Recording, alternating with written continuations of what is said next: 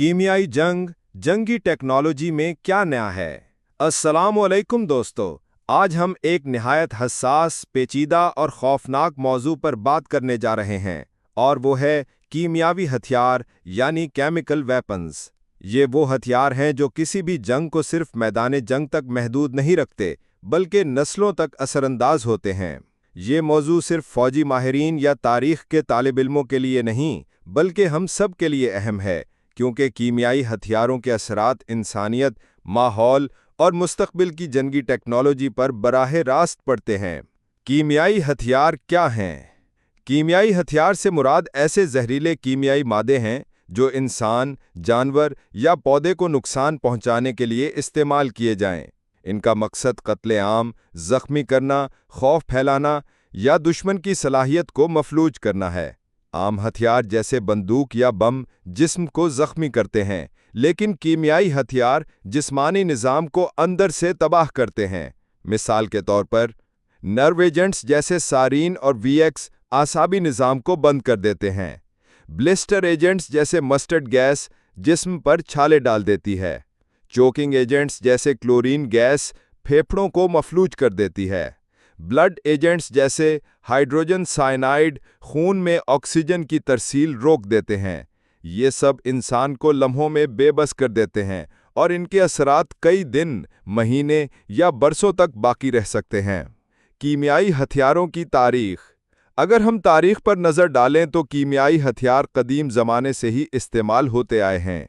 यूनानियों और रोमियों ने जंगों में जहरीली धुएं और आतिशगिर केमिकल्स इस्तेमाल किए, लेकिन जदीद मानों में कीमियाई हथियार पहली जंग अजीम यानी वर्ल्ड वॉर वन में सामने आए, जब 1915 में जर्मनी ने पहली बार क्लोरीन गैस का इस्तेमाल किया।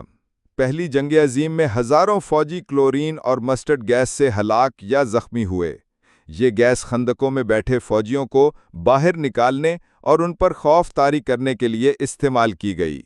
मैदान जंग में सिर्फ जिस्मानी नहीं, बल्कि नफ्सियाती तबाही भी हुई।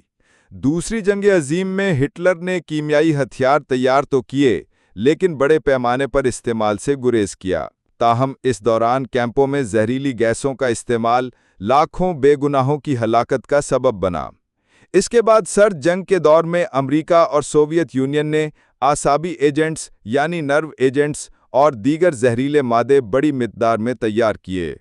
वियतनाम जंग के दौरान अमेरिका ने एजेंट ऑरेंज जैसे हर्बिसाइड्स इस्तेमाल किए, जो आज तक वियतनाम की सरजमीन और अवाम को मुतासिर कर रहे हैं। हालिया दौर में ईरान-इराक जंग में इराक ने ईरानी फौजियों और कुर्द अवाम के खिलाफ मस्टर्ड गैस और सारीन का इस्तेमाल किया। शाम की खाना जंगी में भी कीमियाई हथियारों के इस्तेमाल की खबरें बार बार सामने आईं, जिन्होंने आलमी ज़मीर को झंझोड़ा। इंसानों पर असरात।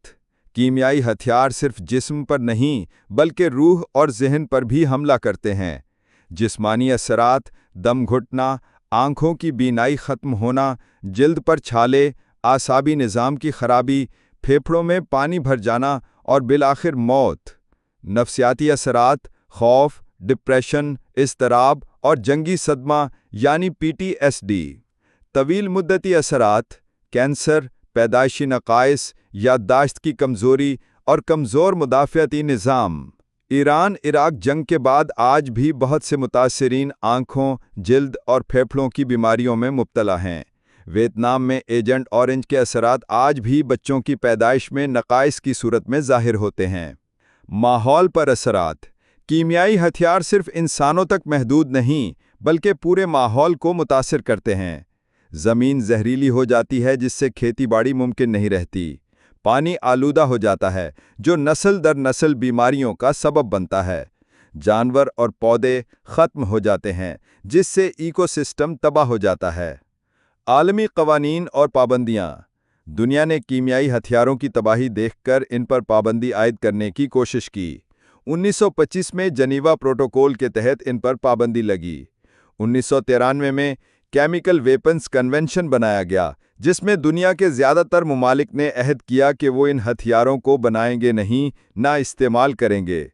OPCW यानी organisation for the prohibition of chemical weapons इन कवानीन पर अमल दरामद करवाने के लिए बनाया गया।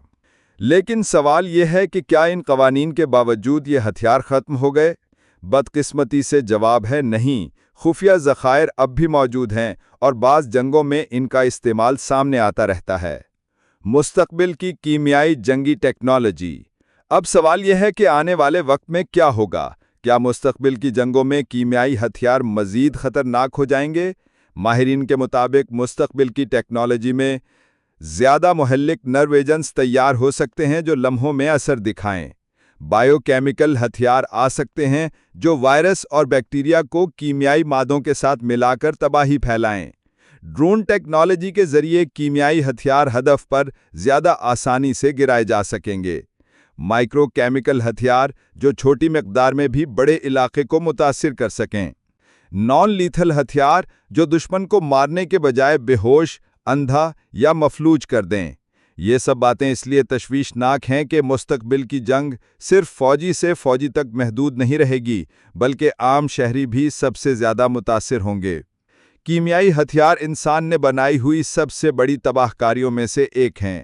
یہ نہ صرف موجودہ انسانوں کو مارتے ہیں بلکہ آنے والی نسلوں تک اپنی تباہی چھوڑ جاتے ہیں۔ جنگی ٹیکنالوجی کی ترقی اگر انسانیت کے فائدے کے لیے نہ ہو تو وہ ہمیشہ انسان کو نقصان ہی دیتی ہے۔ ہمیں یہ سمجھنا ہوگا کہ امن اور انصاف کے بغیر ترقی بے معنی ہے۔ سائنس اور ٹیکنالوجی کا اصل مقصد انسانیت کی خدمت ہے، نہ کہ اس کی تباہی۔ اگر دنیا نے کیمیائی ہتھیاروں پر سختی سے پابندی نہ لگائی تو مستقبل میں جنگیں زمین کو ناقابل رہائش بنا دیں گی۔